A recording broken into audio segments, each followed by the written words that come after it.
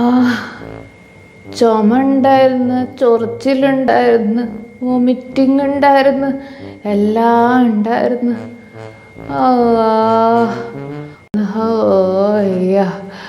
പഠിച്ചോനെ,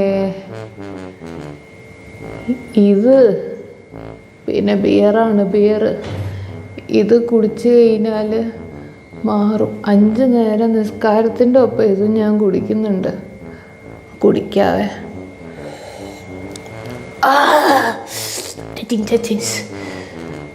ഇത് കുടിച്ചാലുണ്ടല്ലോ ചുറ്റുള്ള ഒന്നും കാണില്ല.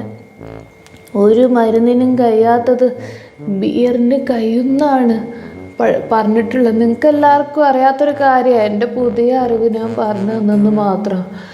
അല്ലാ.